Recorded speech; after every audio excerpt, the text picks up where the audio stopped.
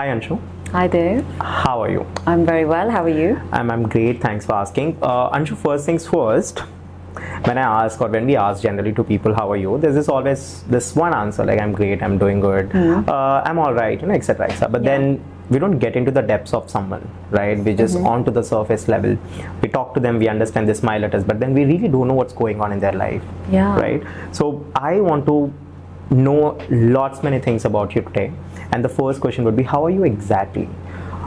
In what space are you in in terms of your life, in terms of your family, in terms of your work, in terms of everything in one bracket? Yeah, I want to understand how are you, where are you in life? I'm in a very, very good space. I'm forever grateful. I am forever feeling very fulfilled, actually, because I tend not to look at the things that are missing. And actually I really focus on everything that I do have, and I have a lot to be grateful for. I have the best family, the most amazing friends, the most amazing colleagues.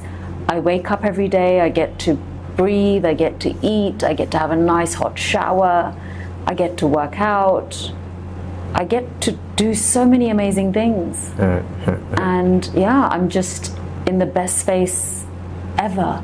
Right. Ever. Right. And in order to come to this space, I understand there's lots of things that you must have done over the past years. But then looking back to your journey, what are your learnings? If you can summarize in like 3 learnings that you have had till now, what would they be? I guess 3. I mean, there's so many. I think when you're younger, in your 20s, maybe even earlier in your teens, it's all about validation, pleasing others, whether it's your parents, whether it's your friends, it's about pleasing those people, your teachers. Then comes a point where you're trying to get validation from maybe your boss at work or your fellow colleagues. So there's a lot of validation required. I think then there comes a point where you start to evolve as you get older. You try to understand yourself a lot better. And it's not about pleasing others, it's about pleasing yourself. So I think that's really key. Like, we need to start to accept ourselves for us and actually be happy within ourselves, not really depend on people or situations to dictate your happiness. And I guess that's what I was doing, and probably a lot of people do even now. So that's something I truly believe. I don't let the weather dictate my happiness. If it's raining, I'm not like, oh my God, it's going to be awful today. I'm still shining even when it's raining. Right. I really I'm very curious to understand this part of yours. How can someone like you be so grateful for things? I'll tell you why. I think one of the launches, audio launches or teaser launch, I think there was this director who made some comments, and the very next day you come out very clean and you talk to media on how it was taken out of context. I'm not talking about the incident. I don't want to ask you that, but then I want to understand, you have been out there, you told everyone that, hey, this is what happened and I think that it was out of context, etc., etc. And I am looking forward to my movie, and I'm really I want to make sure that this time that I've come back after so many years, I want people to enjoy this. You just came out, cleared the air with so much positivity. How? He's a person. He's just another person, like you are, like I am. I know you're very young, but you've probably made a lot of mistakes in your life. You've said a lot of hurtful things to people unintentionally. We all have. I have. And I believe he also did. And everyone deserves forgiveness. Everyone deserves forgiveness. You're one energy, I'm one energy. We're a team. And he's a lovely person, and I stand by what I said. There was too much focus on that, and I just wanted to shift it away, because it really, there was a backlash. There were a lot of people saying, it was forced, or she's not supporting women. It's not about that. That's not who I am. I'm just somebody who likes to be very peaceful. People always ask, what do you want from life? And the most common answer most people say is, I just want to be happy. For me, it's not happiness. I don't want to be happy, because happiness leads to sadness. I just want to be at peace. So when I'm happy, I'm at peace, and when I'm sad, I'm still at peace, and I just want peace. Right. I've seen a lot in life, you know, growing up without my mum. I lost her at a very young age. You know, a lot of people ask me, you know, how was it? And I don't know what to say, because I know no different. You know, when you've not been raised with your mother throughout your teen years, it's the norm. You know, and then subsequently I lost my father a few years back. So there's a lot of life experiences, challenges, lots of challenges in life and relationships. And these things shape you, they form you, they build you, and your resilience. Right. You know, I beg your pardon here. I believe we all go through lots of experience, Anshu. Like, Absolutely. we all have lots of experience, but I believe that there are only very few people who take into consideration of those experiences and try to learn from them. Right? I believe that whatever things have happened to you, for good or bad, I believe that you have been a person who have internalized it a lot. You know, I feel like you might have sat with your problems, written it down somewhere, and then try to understand why did it happen, whom did it happen, and what could have happened. You know, all of that things, because we all have experiences, but until and unless we sit with ourselves, actually try to understand what we are going through, what happened, and how can we stop this, or how can we learn something from this, I think that's when a person grows. So experience is just part one, but part two comes when you learn from it. Because I've seen people who have gone through lots of experience, but they don't learn. Right, but then you are here with so much maturity. Of course, it comes with age, I'm sure. But having said that, I just love the vibe that you bring in. And absolutely, I'll be very honest, it's not because you're beautiful, it's not because you're just an amazing actress, worked in amazing movies, you're back now, I'm hoping to see you more, but it's more in terms of what kind of a person you are. It shows your personality. And I think what's really important is we can't control people. Everyone's different, everyone's going through something, everyone has a story. The only thing we as humans can control is ourselves. Our reaction. Somebody could come up to me and say something really, really nasty. Of course I won't like it. Right. I'll feel like, might feel a bit flat and low and sad. But actually, it's how I react or respond to that. I have to, like you said, internalize a lot of things and think and reflect. And again, how I react and respond is not that person's fault. That's my fault. That person speaking to me in a certain way has affected me, but that's my fault. It's not his or her fault, because it's how I've felt as a result. And I always tend to actually mentally put a tag on people who don't align with me. So in my head I'll say, I'll make up a scenario in my mind about their life, which may not be true, but that's to sort of subside the situation. Is this where you do the whole psychology thing?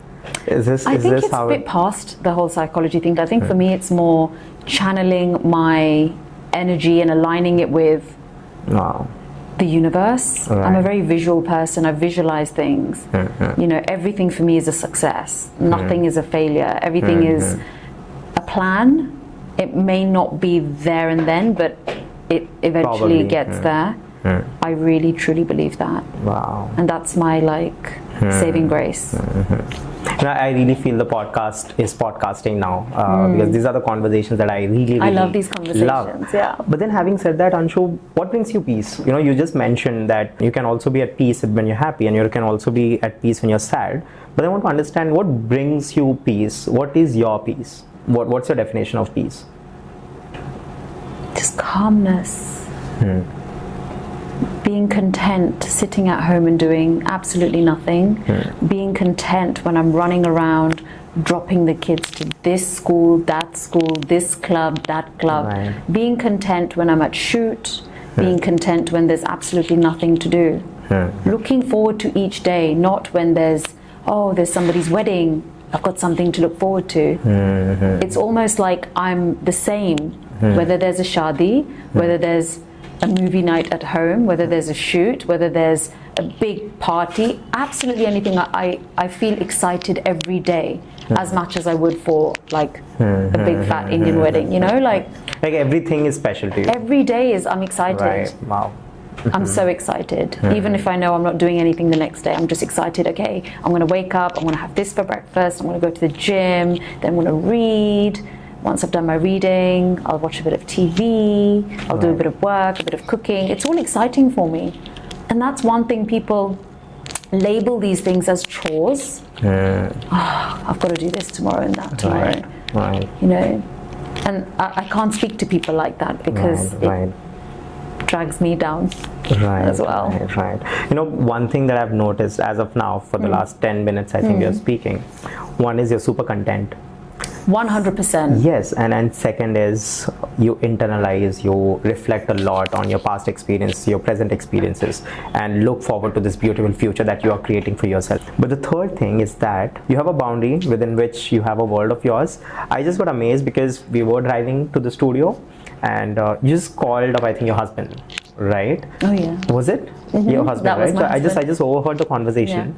I went out of the traffic and then the Ganpati Papa, you know, all of that, and then we are driving, we are speaking, and all of this mess, you just had to, you know, take your phone out, call him, and then share what's going on, like who you're with, and all that.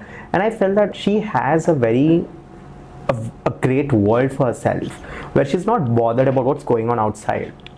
She's in the lots of things that you're experiencing, and you have these people who you're sharing with, very close people again, right? So I want to understand, someone like you who's an actress also, how does it happen to have this close boundary and create your world where few things might affect, but most of the times it doesn't? I want to understand, how did you create this world of yours and so successfully? You know, that's such a good question, because a lot of my very close friends, I have like 4 or 5 very tight-knit friends, they also say to me, like, nobody would say this to you, nobody would even question why you know, you didn't do this, or you went here, or this person wasn't called. No, like, nobody would do that. Like, how? And I'm like, I've just set some really healthy boundaries. How have you set those boundaries? I said, I don't know. Maybe it's the aura I let off. I'm very kind, very pleasant to everyone, and this is something I teach my children. You know, you may not like someone very much, you may not align with them, but always show them respect and be kind. That's very important, because, you know, as a child, I got bullied at school, and there were probably a couple of times where I became the bully too. And you know, I was a very different person as a kid at school, like not how I am now. I was lacking confidence, I was not looking great, you know, I was just a ball of mess, basically. And, you know, the same people that targeted me during those years, you know, I've seen them in my later years, and actually, it just shows like how much people change. So you should never treat somebody based on how they look, or whether they're annoying, or whatever it is. Treat everyone with respect, because those are the people that will probably really work on themselves and come out shining. And then you're going to want a piece of them, and they're not going to want a piece of you, unfortunately. Right. So this is how you have built your world till now. Who's in your world? My world is very much my husband Sachin, my 2 children Shania and Sid. That is my world. Oh, and a recent addition, I have a little puppy, his name's Oreo. They are just my world. No one else. Right. I just noticed that all of your world's name starts from S. Yeah, I know. Sachin, Shania and Sid. Was that a deliberate? Yeah, it totally was. Oh, okay. But why not an A? I don't know. I couldn't think of really nice names. And also, like, I named my children after like Bollywood actors, because I'm like Bollywood mad. So yeah. You know, this question has come to me lots of times whenever I've seen some of your interviews. You have lost your mother. Yes. Right. And do you remember her by any chance? Because you were too young. I do remember her. How old were you? I was 12. Oh, okay. Oh, okay. Yeah. Pretty young. I do remember her. But it's quite sad, because, you know, a lot of people do say, oh, Anshu, you lost your mum at such a young age. You know, that's so sad, and, you know, you must really miss having your mum. And actually, the reality is, I don't think I miss her. And that's the sad reality, because I didn't know her long enough. What I do miss is the idea of having my mum. What would it be like if she was here? Would I be going to all these cool spa holidays with her? Would we be shopping for like lehengas and saris together? Would we be going somewhere for like pani puri together? Like, what would it be like? Because I see a lot of my friends sharing those experiences with their mums, you know, just doing like cute holidays with mummy-daughter holidays. So I do miss the idea, but I can't say I miss her daily. I do think of her though. Is it because you have a sense of detachment as well? Yes. I'm a very detached person. Yeah. But that's And did you ever feel bad about it? Yeah, of course. But I just wish when I was a young girl, there was someone like me now in her life. Like I talk to my younger self via my daughter, in fact. All the things I wish I heard and people pumped into me, I wish people had pumped into me, I now pump into her. That you're unstoppable, you can do everything, you know, you're not responsible for this, that and the other. Right. You're a child, stay a child, be a child. And I think also my mum was quite unwell. She had a disability, and I never really saw her walk ever, like she was always on a wheelchair. So I guess indirectly we were her carers as well as her children. So that was, again, I won't even say that was tough because I knew no different, you know. I didn't know any different. That was normal for me. In fact, when I'd see my friends' mums pick them up from school, I'd find it odd. Like they're just walking and wearing these fitted jeans and just, you know, but that's normal now, right? Like, so yeah, I guess it's been a journey and a half. But it's not just a loss of my parents. I think a lot of life incidents, you know, shape you for sure when you're just put in the deep end, you know, in a lot of situations. This is going amazing because one, you have a sense of detachment. I do. Two, you're also trying to make sure that you are being there for your world, which perhaps you did not have in yours, you know, in the past. A sense of detachment and having those connections with the people that you care for now. I mean, let's say your husband, your kids. How is Anshu managing this? How is Anshu?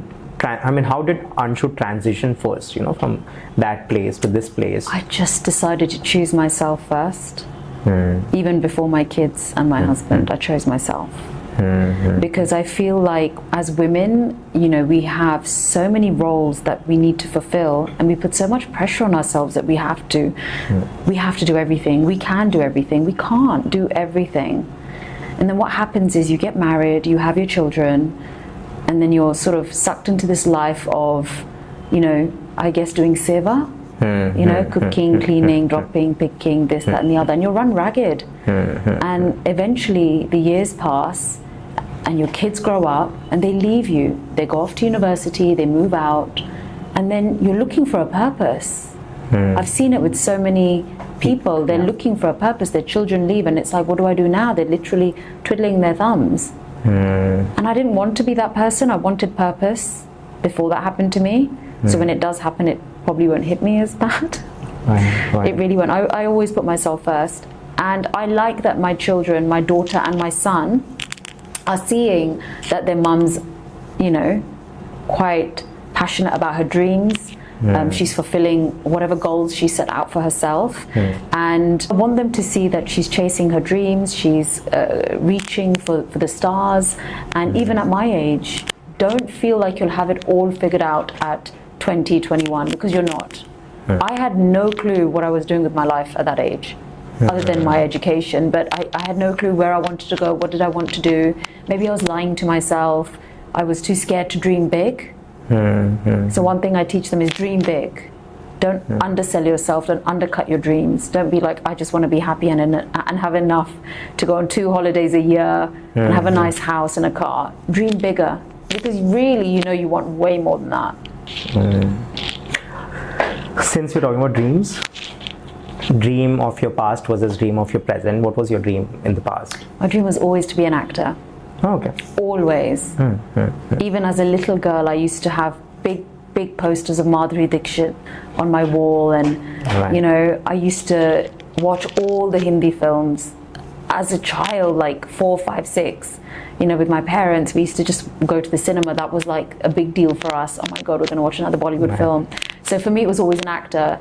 But again, self-doubt. Never did I think I'm actually going to be an actor. It can happen to me. I'm just a girl from London. Like I have to live in India, and you know, like you limit yourself. We put these limitations on ourselves. Right.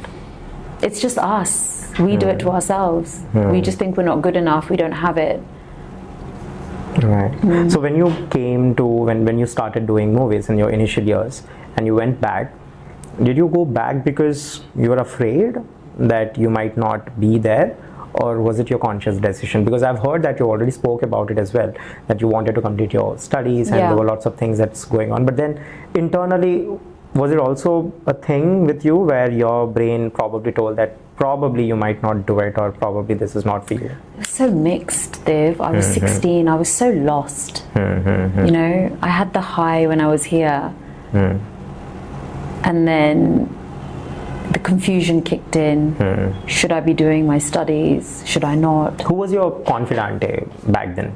Just my father. At 16, your father? Yeah. Any friends that you might have had? Not really, not at that age. And even if I did, they were just my age, so they would have no concept of what Anshu's doing. Already that was such a big deal for them. Right. But yeah, like it was a very confusing time. My dad was actually very encouraging of me staying, continuing. But at the end of the day, when I told him I want to study, he was fully supportive, supportive. Because like, also in this field, one thing, not just in this field, generally speaking, your house can be taken away from you, your profession can be taken away from you, everything can be taken away from you, but your education, no one can take that away from you. It's here. It can't be taken away. So I'm glad, actually, no regrets. Because I'm telling you now, Dev, I was not doing interviews and podcasts like this back then. I was clueless. I had no idea what I was talking about. I was really like, you know? I'd watch my interviews and I'd be like, oh God. So education gives you that confidence. What is expected of you, Anshu? Like even now, right? What is expected from you? Like expected from you as in, I'm not talking about people who would rather you not, you know, listen to, but then people who you really listen to, who you really care. What is expected out of you? Like how should Anshu be according to their expectations? You know what? I'm being so honest. No one expects anything from me. Is that a safe space? Or is it terrifying when no one expects anything from you? A bit of both.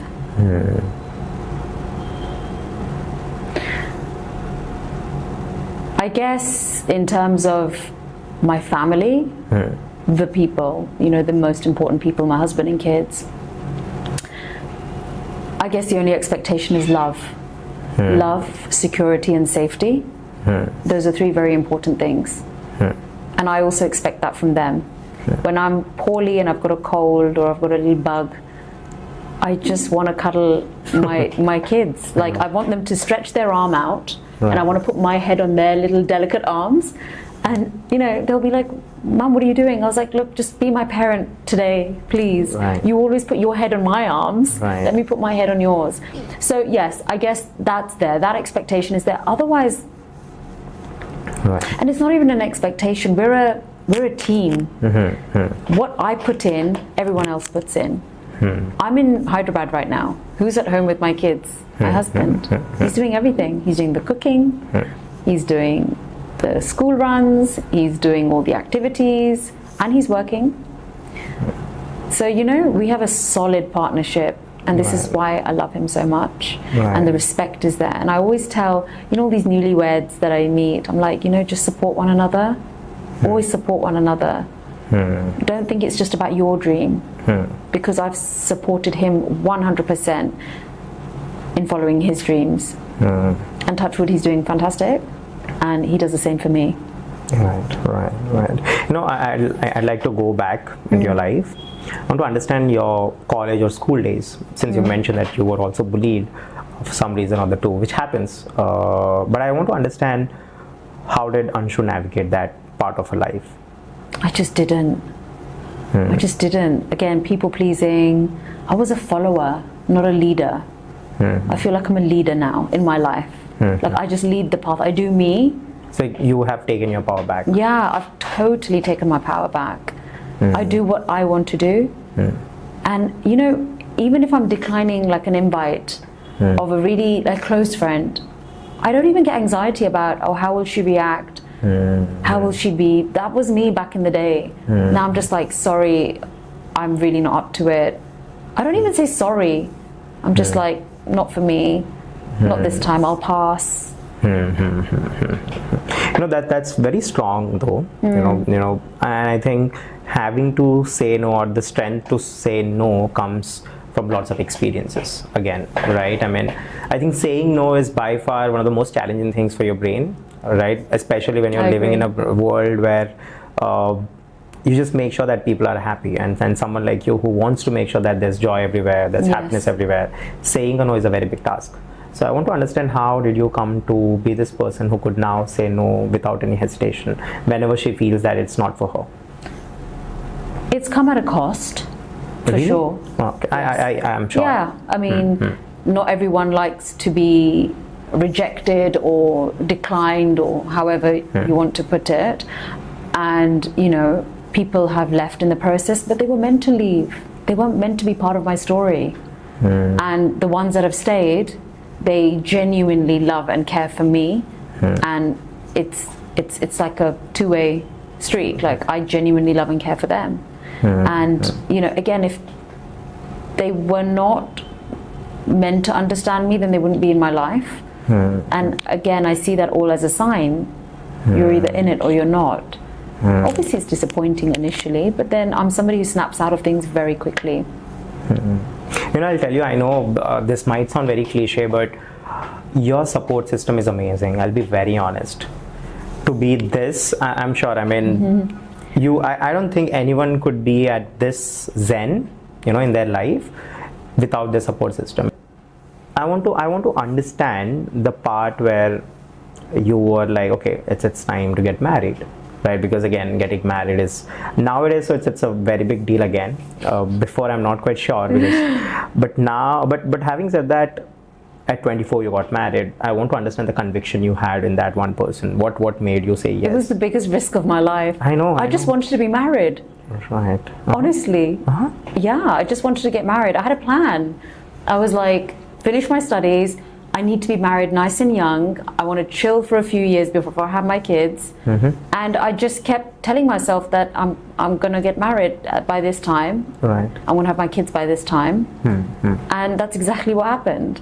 So I met my husband. We met online.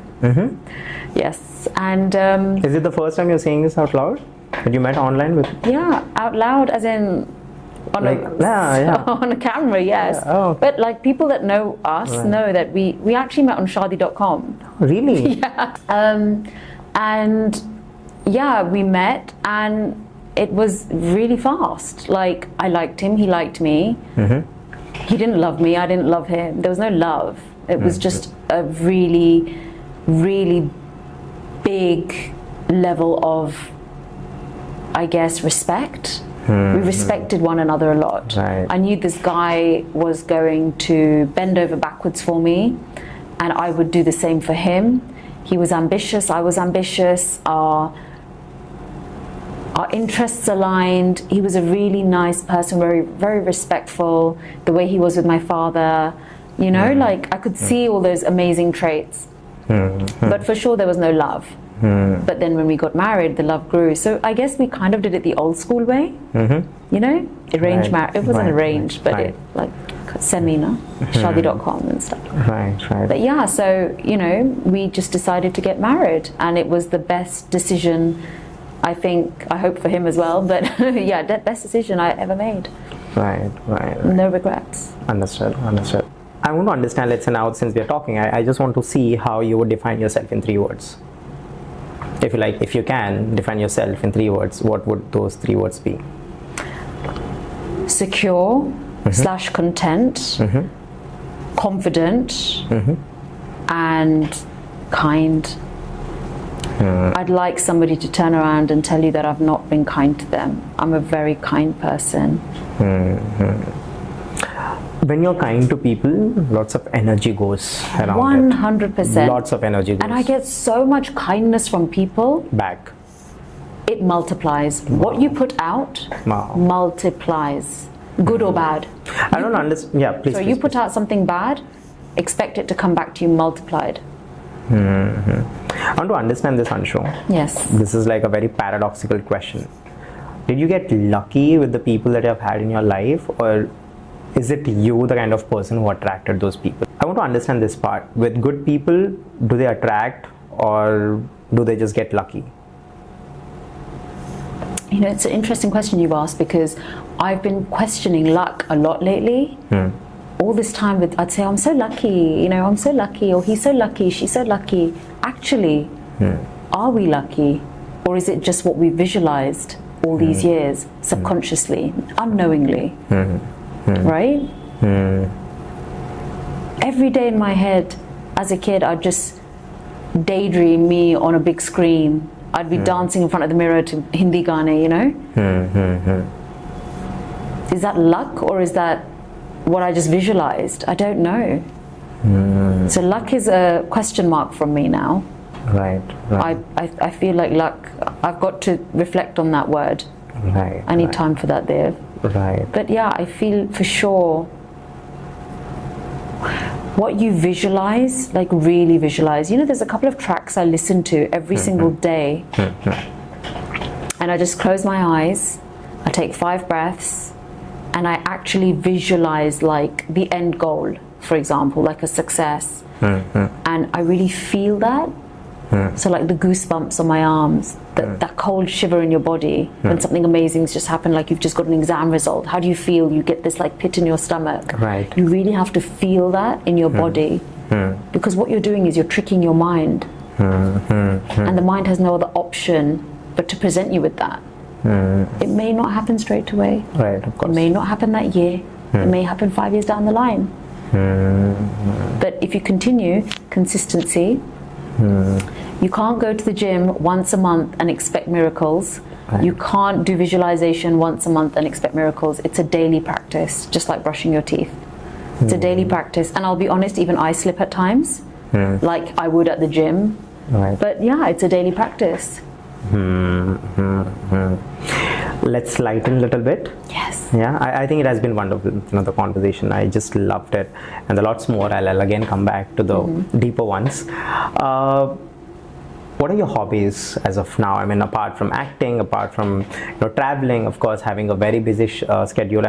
Other than this, what does Anshu does? I love going to the gym. That's one of the top things on my I think every day I wake up, I can expect a picture of yours in the gym. I know, I always do a selfie or Right, something for my right, stories. And I right. do that actually, I do that more for accountability. Right. Because if I haven't done that for a day or two, somebody somewhere will say, no selfie today, no gym post, and then Right. that brings me back No, I on would have track. been that person. Yeah, but it'll bring me back on track. I'll be like, yeah, Right. that's bad. I haven't been Right. for 2 days. Like I need to, you know. Right. So I guess I use it for that. But I love going to the gym. And bear in mind, I used to hate the gym. Right. That was one place I just, anyone said that word, it'd be like, you know. So I love going to the gym. I love reading books.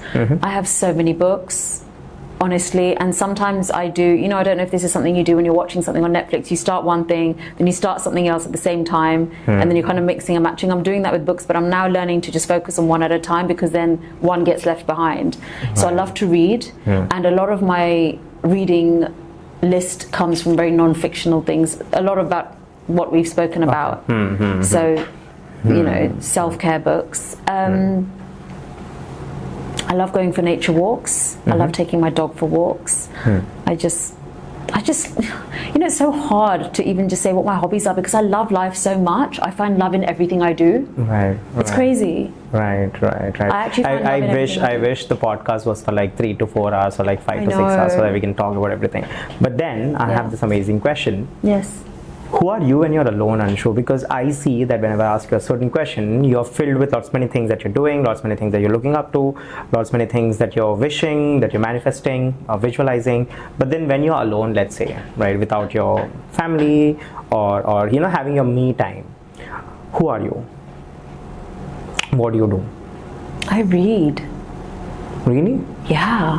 Okay. Even yesterday, I had like a couple of hours in between in the afternoon, and I was just in my room, and that book, my book is on my bed, It's called the Art of Being Alone. Oh. That's the one I'm currently reading. It's a really easy read, right. actually. I should be done with that very soon. So I'll just pick it up, read it, and then my eyes just shut. And the worst part is when you wake up and your book's like shut on you, and you're like, damn, where was I? But I really love to read. I like watching movies as well, but I need to be in a good headspace. You know, some people just switch on the telly and start watching stuff. I can't do that. Right. I want to be prepared for a film. Tonight's movie night. I want to get my Ben and Jerry's ice cream, my popcorn. I want to sit. The kids can watch it with me. Happy days. If they can't, they can leave. You know, but I'm definitely a reader, and I think everyone should be a reader. Reading is education. You grow with reading, even if it's like half an hour a day. But I think in our time now, everyone just says, I don't have time, I'm so busy. You know, you can't be that busy. Right. No, now to think of you as a person, I've had like, you know, a clueless identity. Like, I know Anshu is an actress, but then there were lots of things that I didn't know. Now that I've known you, it's just fantastic to see a human being layered, having her own priorities, putting herself as a priority. But then I want to understand, what is Anshu insecure about? What was insecurities when she was younger, and what are the insecurities now, if at all you have any? I was very overweight. Okay. This was even prior to Manmadhudu. I was very overweight. And then I guess when I was maybe 14, I lost a lot of weight. You know, I was just not eating properly, or eating less, got a little bit into exercise, but it was probably not the healthiest way. You know, just like an apple, and then no food for like 8-9 hours, and you know, so my weight was a big thing. And I think also if my mum was like around, she would have just encouraged me to, like, you know, do all my beauty stuff, like, I don't know, eyebrows and whatever, threading and all that girls do. But I wasn't really allowed to do all those things by my father, because he was quite strict. He didn't want me to engage in, like, it's quite going to a beautician. So that was hard. It's really contrary to what your father was like when he asked you to go and, you know, work in the movies. Yeah, very different. So when I was younger, was there 12. a transition for him as well? Absolutely. He grew as well. He learned, you know. She's growing up. How was your father like? Dad was a great personality. He really looked after us after my mother passed away. From cooking full-on Indian food, you name it, rajma, chawal, bhindi, butter chicken, methi You're initially from everything. Punjab, right? Like, no, Delhi. Oh, okay. My parents are from Delhi, but I was born in London. Okay. So he really looked after us. It's really hard to explain, because he was strict, I guess, when it suited him. But then he wasn't when it was like, yeah, actually, this is for the benefit of her or him, or, you know. So yeah, but you know, ultimately he was very protective, very, you know, because we were all he had essentially after mum left. So do you remember how was he like after he lost his wife? Yeah. He was very, very sad. You know, very sad. Yeah. I'm sorry if I'm... No, it's fine. It was quite hard for him, because, you know, it was hard work for my dad, because he really looked after my mum. I told you she was unwell. She had a disability, so she was on a wheelchair. So there was a lot of like care involved. You know, ensuring she's on her wheelchair. We'd go for our cinema date nights, all of us, and you know, getting her to the bathroom to that extent. Showered. She needed support with showers and all of that. So although it was hard and tiring, he never complained. And when she left, it's like he didn't know what to do with himself. I mean, he had his businesses, but they were almost being run by other people, so that was fine. But it's like, what do you do? It's like, even for me, just before my father passed away, you know, the last 6-7 months, I was practically with him every day or every other day. And then when he passed, I didn't know what to do, and I had children to look after. I had so much to do, but it just wasn't enough for me. And then, you know, as time goes on, you kind of get used to life again. No, ask this question. You can skip it if you don't want to. Just let me know. How did you process your father's death? It was hard processing my dad's death. What was the first thing that has come to your mind when you heard the news or you got to know? He doesn't want to go. And there's nothing we could do to sort of stop that. I think we can never process someone's death in our lives, especially people we love. Yeah. I think it just, I don't know, I had this epiphany very recently, if I can share it with you. I lost someone too, and then I was not very well, and I'm someone who has my own things, my work, my startups and all that. So I also have teams to look after it, but then it's me who have to take care of them. But then there was a time where I disappeared for a complete year, and I really wanted to understand, how am I going to work? How am I going to live my life after that? And I got to understand, somehow I got this epiphany that probably the people who leave you, they are actually there with you.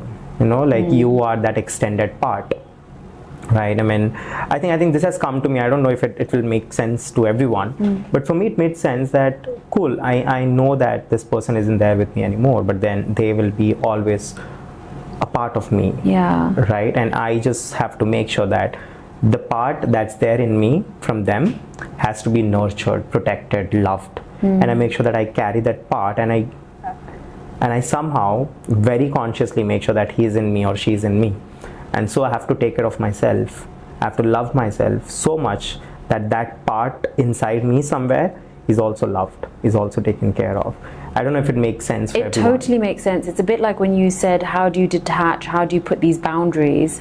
And it's almost like, I didn't want to say this because I don't know if it's evidence-based, if there's any science behind it, but I genuinely feel it's my DNA, it's my genetic, aligning, because my father was the same. He's cut off very close people in his life because they've not respected his time. You call somebody to your house for dinner at 7 p.m. and they turn up at 9, but then they're doing that repeatedly 5, 6, 7, 8 times. Doesn't want to know. So I'm also like him in that sense. If you're not respecting my time, you don't respect me. Right. It's as simple as that. Right. Not informing me, running a bit late or something like So from in that aspect, I get that from my dad. So yes, you're right. I do feel like my dad always supported this career that I have, and he was always very proud of me. Even in my father had multiple shops, and when his customers would come, he'd constantly be talking about, Anshu did this, look, she's in this today, she's in that. And even after I had kids, he'd just praise me, and I'd be like, stop it, what about the others? So he was very proud, very proud. And that's why it was very hard, because when he got diagnosed with a terminal illness, I'm sorry, he was quite young, 67, and I just knew he had so much to do, so much to achieve even at that age. And you're probably thinking, achieve what? But actually he wanted to do so much. He wasn't ready to go. He was not ready to go. That was the hardest part. With my mum, very different. She was very unwell. Right. She died very suddenly. It was just a shock, and I was very young. I didn't know how to process all that at the time. And I guess with my father, it was a lot tougher because I knew him so long. Right. I've been married longer than I knew my mum. If you think about it that way. But with my dad, I really struggled because I knew him in all my adult years. He only passed away about 5 years ago. So in that sense, it was very, very hard. And then there's loads of things like that you wonder. I always wonder, like, I don't even wonder, I know. He'd be so proud of me today that I've just, because I did question myself a few times before I came back to India to do Majaka. And I was like, what about the kids? What if the what ifs, the hypothetical worries that we don't know about? And, I just knew that if my dad was here, he'd be like, you go. Don't worry about the kids. I'm here. We'll handle it. Even if your in-laws or anyone say anything, I'm here, you go. He was that man. My number one supporter. My number one. So I always knew whoever I'm going to marry has to have that. Because if they don't, then it's a fail. It's an epic fail. Wow. And I'm sure he's really, really, really proud of you even now. Yeah. And I might be overpraising you, but then it's just very surreal to meet a person I've lost. I mean, I've just met two people, known a person, and now I'm meeting one. One is Shah Rukh Khan, because he has lost both his parents at a very young age, and look at him, what he's doing today. All of it is because of his personality, the kind of person he is, the goodness he has, that he has learned from his parents. And now look at you. It's just that you have learned so many things from your father, that and I just love the part where you told that it's in your DNA, right? Like, I mean, I think so. The genetics, but I don't know if there's any evidence around that. So it is there. I mean, obviously. I didn't want to say anything. Right, but then, I mean, that sheer statement of yours, it shows how much connected you are, what kind of things you have learned, and how you're reflecting it. And I don't know, I can just imagine if I have a kid and then they emulates me in some aspects, which is good. I'll be so proud. I'm like, you know, that's something that I've taught. And I think in that sense, two people, one is Shah Rukh Khan, next is you, to relate to. But then having said that, the lots of you to you, then Shah Rukh Khan. But then I want to understand, when you say you're content, when you say you're happy, and then these many things have happened to you, there are things that you might have broken, there might have things where you might have screamed your lungs out. Oh, absolutely. They must have very darker days, I'm sure. Darker days, the light days, the amazing days, the bad days, the awful days, the better days. I'm looking forward to days, in the future days, all of these days. And you're just amazing today again. And I want to understand what kind of resilience has kept you all throughout this, Anshu. Like, what I've learned in the long run is we're all alone. We have our family, we have our kids, we have our parents, we have our husband, wife, etc. But actually we're all alone. Whatever you want to do and achieve, you have to do it yourself. You're going to be rejected, you know. There are people that don't want to see you succeed, unfortunately. There are people that are not willing to give you opportunities. But again, you're allowing those people or certain situations dictate your happiness. When you start owning your own self and you're actually happy just for your being, like I said, everything starts aligning. You start multiplying all the things that you actually want in life. Because, you know, I think you mentioned this in one of your reels about, you know, it was one that really stood out for me about, you know, no one's coming. You've got to do it on your own. You know, the opportunities might not come, but you just keep that sort of fire going. And it's true, no one's going to shake you up and say, come on, let's go, let's do this, you can do this. You know, you have to want it yourself. And I think that's what I've learned. You are alone. You know, we do live in a very selfish world, and you meet very few selfless people. I love the fact that you're aware of it, especially being an actress and surrounded by so many people. If you know this, then you have won in life. No, 100%. And it's okay. You're going to meet selfish people. And that's fine. That's them. It's not you. You don't need to be that person. You will meet people that are a bit, you know, off the radar and not really, like, you know, getting odd vibes. And that's fine. You know, I'll share a story with you, which have shaped me like a lot. There are 2-3 stories that I've heard, read. They really stand out. And one lesson was, there was this, I'll just tell, it's a story basically. So there was this railway station, and then old days, 1950s, you know, right? These people, they would sit down and they would sell newspapers, right?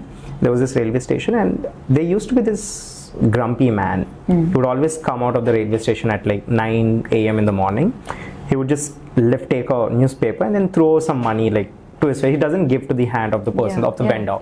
He just used to come, take the newspaper, and then put the money there somewhere, and then he just walks away. No greetings, no smiles, nothing. He would just straight away come, take the newspaper, throw the money, and go. And beside this newspaper vendor, there was this another person who probably had a food stall. And he used to see this happening every day. And then one day he came to this person and he's like, you know what, you should speak up. The next time he comes and, you know, takes that newspaper and throws that money onto your face, or, you know, somewhere on the ground, you tell him that I'm not going to sell this newspaper to you. Don't sell him. You know, or tell something, you know, just abuse him or do something and tell them, why do you do this, etc., etc. And then this person, he just replies to this person with just one line, and I can never forget. And I think most of my life is also shaped that way. He told that this, whatever personality you're seeing of that person, that's him, that's his attitude. Whereas me, I'm a very happy person. I'm a good person. He's a bad person. just because of a bad person, I don't want this good person to be bad too. I love it. That blew my mind. I'm like, oh my god. But then that also comes with a underhand, because most of the times when they treat you like shit, you have to stand up for yourself as well, right? So there's this dichotomy. One is, of course, I understand you shouldn't be a bad person just because someone is bad, but then there's also a space where you have to stand up for stand up for yourself when you're being treated like, like a nobody. I want to understand, this is my dichotomy. I've been stuck here forever now, but I want to understand, can you help me with this question? How do you think? I just don't float around people that treat me like shit. Simple. Sometimes it's unavoidable if you're working with somebody who's really, excuse my French, but shitty. You can't help it. But start working on things that you can do to make yourself feel better. But I just don't associate, I don't float, I don't communicate around people like that. And actually, God has been kind. They haven't put anyone like that around me in a very long time. Because like I said, you multiply what you put out. Right. So any good people have been coming. But yeah, of course, you're going to get people that you don't align with, but that's okay. I tell my daughter this all the time, she might randomly say, I don't really talk to so-and-so at school or whatever. And I was like, that's fine. Be kind, be respectful. And leave. Just, yeah. Wow. You don't need to engage. You don't need to give too much. Set a nice, healthy boundary. Put a nice, clean line. Right. But just be pleasant. Because they'll remember you for your kindness. Within means, like, don't go OTT. Right. Just, Right. That's it. Right. So kindly step back. Yeah. That's your answer. But then, having said how do you maintain that peace, Anshu? But one thing, of course, you have told about it again. But I want to understand how. Of course, you are master in detachment a little bit, if I'm not wrong, if I can say so.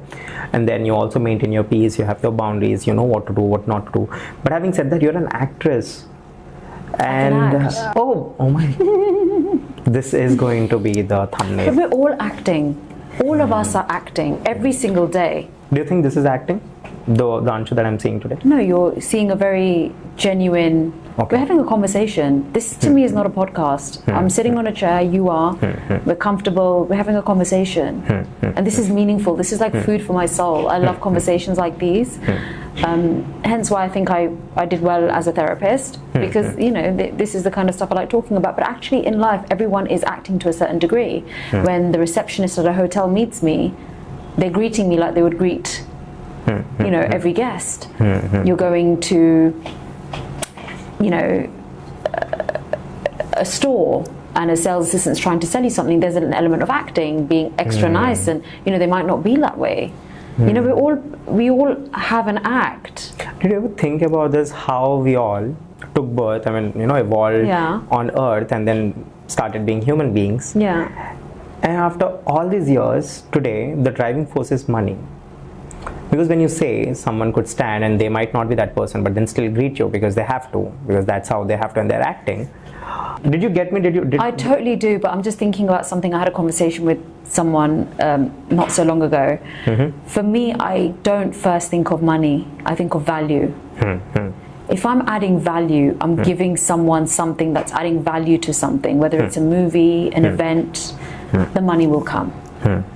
I can ask for what I need, which I think is suitable, but the money will come. If I first start thinking money, that's all my obsession is, there's no value add. You're just not going to, you're so fixated and obsessed with money that you'll do anything for money. It becomes like an obsession. Yes, money gives you freedom. But I know many people with lots and lots of money that might not necessarily have the happiness and a life partner or the career they want, or multiple things. The fitness. Some do, some don't. Everyone's mixed. But I don't know, money for me is like, look, we come without money, we'll leave without money. When we have money, spend the money wisely. And just respect money like you would respect a person. Be kind to money. When you spend money, this is another thing that I've observed. When people spend money, you've just spent, I don't know, 5-10 lakhs on a holiday. and you're thinking, oh my God, so much money, da, da, da. When you tap that card on that card machine, or you spend that money, you know, one thing I've learned that really helps is I always say to myself in my mind, when I'm making a big purchase, go with love, grow with love. We all attach fear to money when we're spending like groceries, petrol, shopping, holidays. There's like, oh God, spend some, you know, there's an anxiety, right? Stop having that relationship with money. People need to stop having this fear attachment with money, because you're just, again, multiplying it. You will just lose more and more money. Spend money nicely. Spend money with respect. Treat it with respect. Don't spend more than you have, obviously, but spend your money on things that add value. So when you're spending that money, think of the value add. When you've just purchased this holiday, you've explored nature, you've been on a beach, you've had some excellent food, you've had some wonderful experiences, you know, snorkeling, scuba diving, whatever it is. Look at the value you got from that and be grateful for those things, and watch how the pattern shifts with money. You will attract more money, and you will attract more opportunities.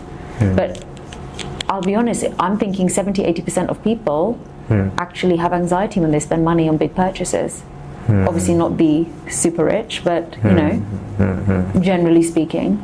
I just love I shouldn't be over complimenting this. This would sound fake, but then your equations with everything are amazing, Anshu. Your equation with money, your equation with your world, your equation with love, your equation with detachment, your equation with boundary setting. Oh my God. I'm glad you love this, because sometimes even my husband's like, okay, all right, got it. You know, he's just like, right. Oh, so your family people have that eye roll? Oh yeah. Oh, my daughter's here we go. Here she goes again. Here she goes again. But I'm telling you now, I made my husband read one book.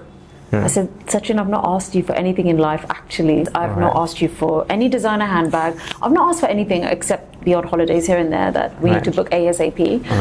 But he was like, yeah, I'll read it. And this book for me was a game changer. Changed everything. Changed my whole life. And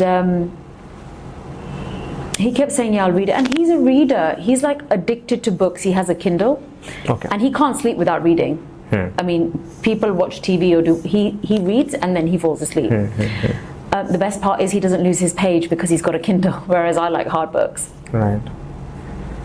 He was going on a work trip to Edinburgh, and I said, look, Sachin, even Shania can read it. It's such simplified English. It's not heavy duty. The chapters are short. Just read this book. So he said, okay, I'll read it on my way up to Edinburgh, and on the way back I said okay. So he was gone for 2 days, and he read half on the way there and he read half of it on the way back, and I kid you not, changed man, changed beliefs, and a lot of positive change with work and mindset. Can you share the name of the book? Absolutely, because I'm a huge fan of these two. So the book is Bog Standard Law of Attraction. There's billions of books out there with the title Law of Attraction. Right. This one is specifically written by Mitesh Khatri and Indu Agarwal. I think they're Pune based. So I follow their YouTube workshops. I've attended their live workshops. I've read their book 3 times. I've lost the book now because I lent it to so many friends. So I've just ordered another one, but it didn't arrive in time before I came here. So yeah, it's a book you have to keep going back to, I think, every few months, because like anything, you can kind of lose your bearings. But yeah, Law of Attraction by Mitesh Khatri and Indu Agarwal. Like I said, there's thousands of books. I've read quite a few. This one just hits differently. And was game-changing, like life-changing. Right. What are your top 3 books recommendations? Law of Attraction, Mitesh and Indu. I really enjoyed Power. This is by Rhonda, who wrote The Secret. And another one, it's one by B.K. Shivani ji, The Power of Thought. The Power of One Thought, yes. Those are my top 3. There's a lot of self-help books. A lot of them are quite airy-fairy for me, but these are the top 3. The Law of Attraction, Power, and The Power of One Thought by B.K. Shimaniji. And they're part of the Brahma Kumaris. Right. Quite a spiritual person in that sense. Right. I also read lots of books. I read a lot. But then I think now, since, I'm sorry I'm giving this an excuse again because you're not a believer of excuses at all. But then yes, I'll start reading these as well. I'll let you know. Look, we're human at the end of the day. It's okay to slip up, lose our bearings. There'll be days that I don't read and I feel lost. There'll be days I don't go to the gym, I don't feel normal. So it's okay. And we need to go easy on ourselves. Of course. You're going to slip. It's part of human nature.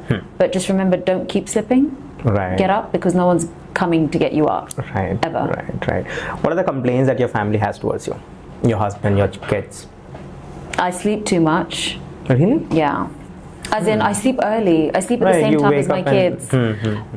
So I sleep too much. Again, all this talk that I do, the eye rolls. Here we go again. What else? I think that's mostly it. Right. I want to understand how's your relationship with your kids, but before that, let me get straight. How's motherhood like to you, Anshu? Because all these years I'm sure that might have hit you different, but then motherhood might have been, altogether a different ball game. How has been motherhood to you? It's not easy. Especially the early years. And I used to always look at friends who had older kids and be like, oh, I can't wait for my children to get to that age. And they would always say, don't wish their years away, enjoy these baby toddler ages. And actually, no, I'm just glad they've grown up a bit. I really am. Oh my god, I thought there would be a punchline. No, because you have like a couple of days where they're super cute when they're toddlers, or but mostly they're just everywhere. It's carnage. I'm being honest. I like the fact that my daughter's wise and mature, and she's still cute. She's always going to be my baby, but she now helps me. I'm like, Shania, can you put the onion skin in the bin? In the cooking, and like she's just independent. They shower themselves. They do their homework themselves. I'm there to support. Right.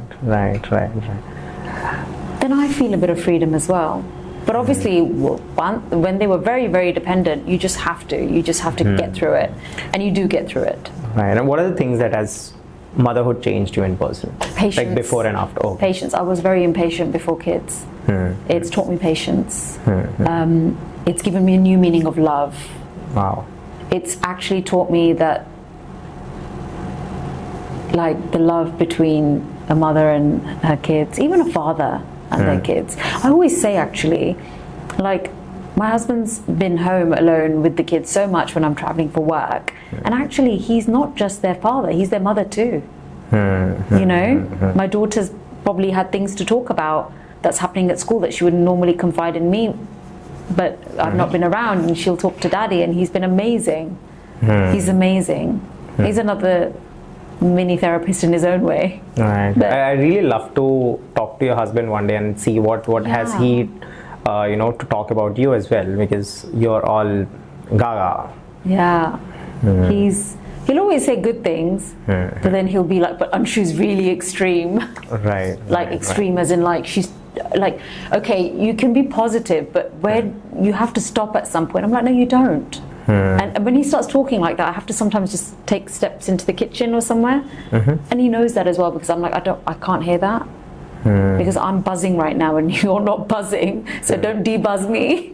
Right. But he knows. He's just like, oh God, there she goes. Right. We laugh about it. Right. How do you deal with your bad days? My bad days? I just remind myself when you withdraw. When it rains, it won't rain forever. It's not going to rain forever. The sun will eventually come out. It's not going to be like that forever. I always put a positive spin on everything. And actually, I've come to a point now, I'm always there for people that are going through difficulties and stuff. Please don't get me wrong. But I'm trying to avoid being around negative energy. Because you can be there for someone, but if they're not going to change or do something about it, it's just going over the same thing again and again, isn't it? But then again, something has to click in your brain. It has to come from you. No one can save you. And I'll be very honest, I think this is where the profession of psychology, psychiatrists come in, because there are a couple of friends of mine as well, and they would have problems and they would just call up, and of course first time you would lift the call, second time you will, third time you will, but fourth time you avoid the calls, right? You're like, no, I can't deal with this now. And I think this is where people has to learn that there are help out there, Yes. you know, which will help you more professionally, because at the end of the day, I mean, of course, when you're talking to your friends, I'm sure you don't talk to them as a psychologist, you talk to them as a friend. Yeah. And there's a different tonality altogether. So I believe talking to friends when you're extremely low is good to an extent, but then if you see that it's not helping, or if you see that things are not changing for like lots of days, I think at the end of the day, your friends will end up pushing themselves away. Right. They'll distance themselves because they also feel drained. Right.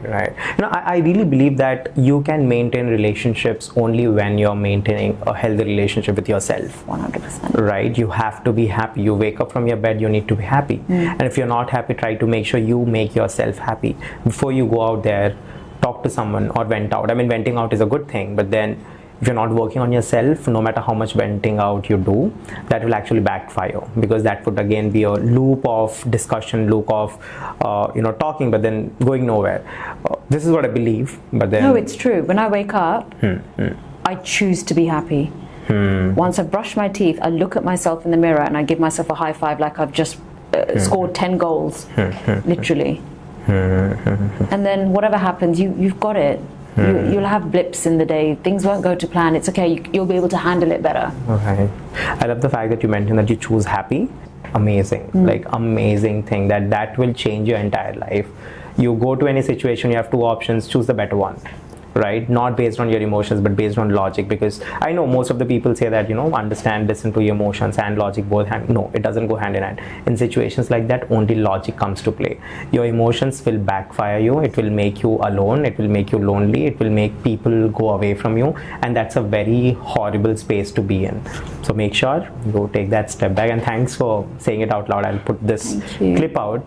I love the way how you are, Anshu, and thank you, Dev. And I love the way you are. I've learned a lot from you today. Really? Really. I doubt. No, don't doubt. Never doubt. I'm being honest. I wouldn't say it. Right. I don't say things just like that. And you're going to go very far. And keep telling yourself Do you know that you have this power? I know. I'm very powerful. This power. I know. You have this power. I know. Because I've heard certain conversations, we were coming in, you're talking to your family, everyone, and then about your daughter as well, how she wore something and she's looking very good. I'm really sorry to overhear conversations, No, but it's fine. I could listen. Oh, she was in her pajamas. Right. I was like, you look so nice. Then you, mummy. Right. But then you have that power. I've seen your interviews. When you mean it and when you want to say something, you are out there and they listen to you. You have that stressing thing, like let's say your words are coming out of this air and you need this certain word to be stressed. I feel like you can stress that air, Really? Stress that so it goes into me. No, but likewise, if there's something I don't want to answer, I'll just say I don't want to answer that question. But you have that power to yourself, and it's very hard to master it. You have somehow mastered it, and I'm sure you have that voice. And again, being in this particular profession that you're in currently, I think this power is much needed. But then having said that, I want to understand, is it because of the books that you're reading, or how did you master this? Maybe that's a contributing factor. I just don't know, Dev. It's just how I've become. And it's been a while that I don't know anymore. I've been like this for so long now. Of course, everything is driving the people in my life, the books that I read, the movies that I watch, the way I treat people, the way people treat me, everything is a contributing factor. But just the main thing is be content with who you are, own what you do, be passionate, have your confidence, don't let anyone bring you down. You could have done this, you could have done this, just do you. That's the main thing. The last question. Yeah. So this question that I ask to every guest of mine, I want to basically understand what's their perspective on life. But what is life to you? What do you think life is all about? Dave, life is beautiful. I can't stress anymore. We have a gift. This is a gift. And I'm just filled with gratitude for this gift. I get to experience amazing things. I get to experience people's emotions. I get to experience the touch of my kids. I get to experience good food and just good holidays and everything. Life is a gift. Right. And I'm just blessed with this gift. Right. Well, on that note, I want to wrap the podcast here. because I can go on, and of course you're busy, and I have to do some things too. Having said, it was great having you, Anshu, and you are a very powerful person. I really wish to see you more on theatres. Thank you. By the way, I've seen Majaka. I'm not even kidding. I have seen it with Shashkant. Me and Shashkant. He's my movie buddy. We saw it. Amazing movie, and I really want to see more of your work. But having said that, for now, this is a bit of bye. But then there are lots of things I really would want to talk to you more about life in general, probably after your next couple of years, because I want to see how as a person you grow. But having said that, there's this suspense element that I have. Basically, what I do is I don't limit my guest to the studio. I want to make sure that there's certain kind of impact out of the studio as well. I give my guests things called as philanthropic dares. I call it philanthropic dares, and I give you a certain dare and you'll have to perform it, right? And philanthropic dare is basically to help people, underprivileged children or kids or something like that. I just quickly want you to please pick 1 to 4. Like give you a number now? Oh, yeah. okay. 2. Okay, so it says feed stray dogs. Okay, the dare. So the next time we meet after the podcast airs, the next time we meet, whenever you have time, don't worry, whenever you have time, let me know. We will both together go to a dog shelter and we'll feed them. All right? Oh, I would love that. Yeah. All right, that you up for it? I'm totally up. Perfect. Thank you so much. Thank you so much for having me, and Yeah. wishing you all the best in life. Thank you. Thank you so much.